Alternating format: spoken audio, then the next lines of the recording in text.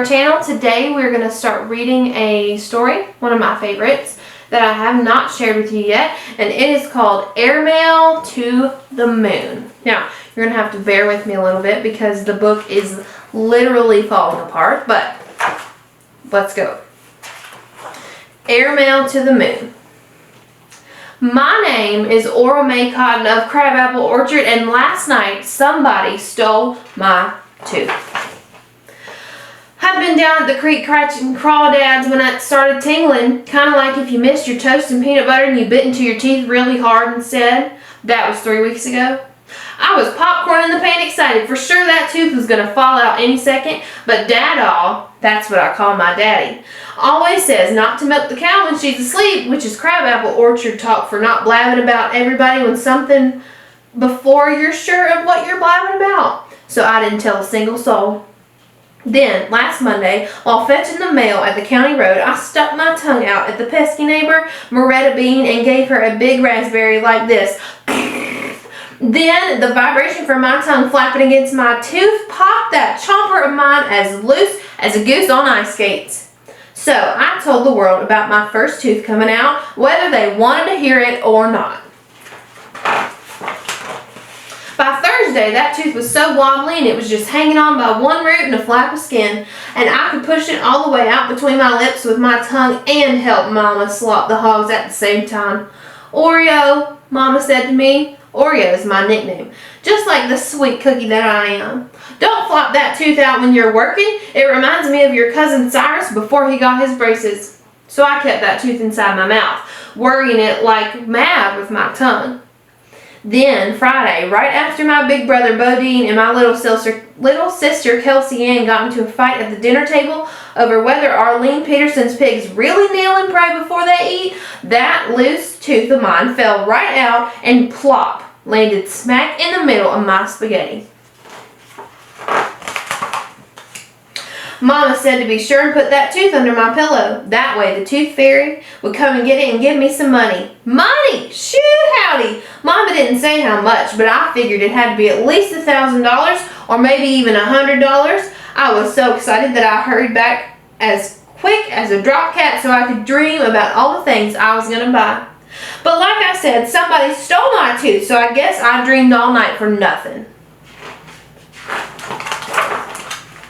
The first thing this morning when I discovered the crime, I ran lickety-split to find Mama. She was in the root cellar, up to her eyebrows in rutabagas. Mama, I said, is the tooth fairy a crook like old Hester Jenkins that stole a parking meter from in front of the county courthouse?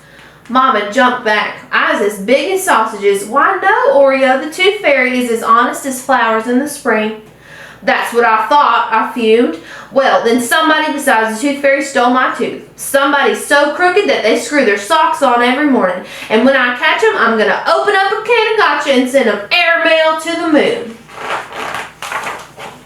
Mama looked at me real hard.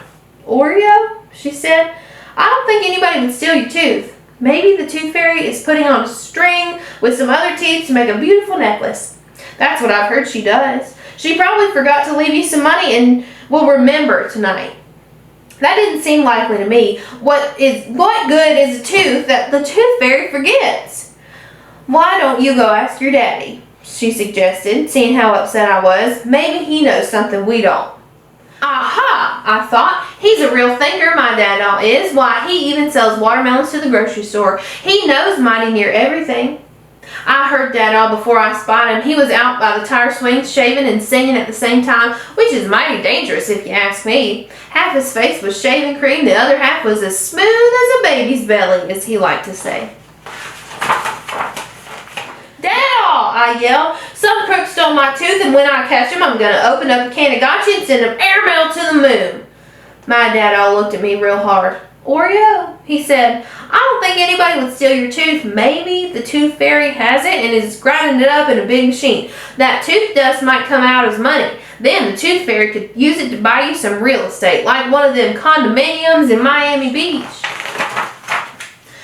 Dad-All sauntered over to the back porch steps and sat down. He was thinking about the tooth fairy, money, machines, condominiums, I figured. It was all a who'd have thought it to me. What would I do with a condominium in Miami Beach? Yeah, tooth dust, Dad said. Tooth dust? I kind of shouted. But Dad, somebody stole my tooth. Dad rubbed his chin and nodded. Why don't you go ask your brother? He usually knows more than he tells. I thought, heading for the barnyard, my brother Bodine is as ornery as a bull in a beehive, and he lost 2 teeth last week when he fell right out of the hayloft. I'll bet he stole my tooth and glued it straight into his mouth. I'm going to get that boy, I vowed, and when I do, I'm going to open up a can of gotcha and send him an airmail to the moon. I didn't steal your tooth, Oreo, Brother Bodine said calmly, crawling out from under the corn crib. What would I want with girl teeth anyway? They don't fit boys. I hadn't thought of that. Are you sure you didn't just give it to the tooth fairy? No money down? Why would I do such a thing? I demanded to know. That's stupid.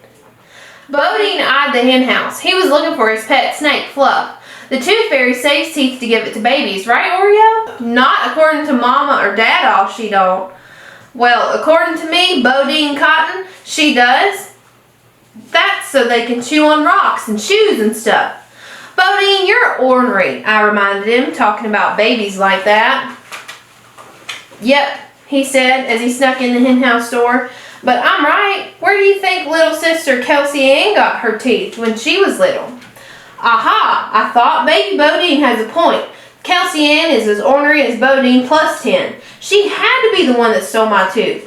I'll get that little diddly-do, I roared. The tooth fairy? Bodine asked, sticking his head out of the chicken house, Fluff in one hand, scared, hairy chicken squawking and flying everywhere in the other.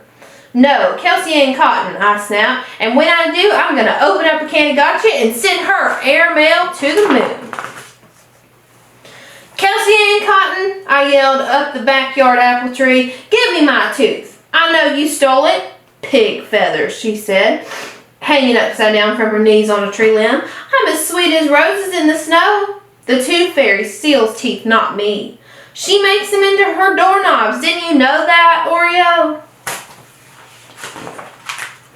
Not according to Mama, Dada, or Bodine, she doesn't. You took it, I shrieked.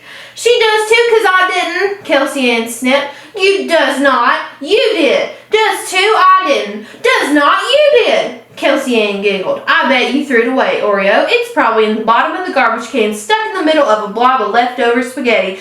That's how forgetful you are. That tooth will never become a doorknob. That did it. I was so mad I was ready to scream. Nobody really knew what the tooth fairy was up to. Nobody was a bit of help, and nobody was the lop-eared rascal that stole my tooth. I was just about to pop my cork clean out of Crabapple Orchard. That's how mad I was. But instead, I just stood there looking at my upside-down sister, and I started crying. Loud and long, big tears streaming down my face, tasting like salt. I didn't want to cry, but I just couldn't stop. Now, we Cottons banter, shout, squabble, and argue one another a fair amount, just like any self-respecting family, but if it ever comes to a Cotton bawling real tears of grief, the rest come running to help. In a flash. Dada, Mama, Bodine, Kelsey Ann, and even my pesky little neighbor, Marietta Bean, were all at my side in 5 seconds flat. Somebody stole my tooth, I sobbed, crying harder than ever. And when I catch him, I'm going to open up a can of gotcha and send him an airmail to the moon. And I stuck my hands down deep in my pockets, trying to look like I meant it. My name is Airmail Cotton of Crabapple Orchard. My face is hot, my toes are curling, and right now, I feel like a possum plumb up a tree, as I'm embarrassed as a zebra without stripes. You see, there's this little hard thing in the bottom of my pants pocket. It's right where I left it. I wonder if the tooth fairy ever sends a motor mouth kids like me airmail to the moon. And that's the end of Airmail to the Moon. Her tooth was in her pocket the whole time. See you next time.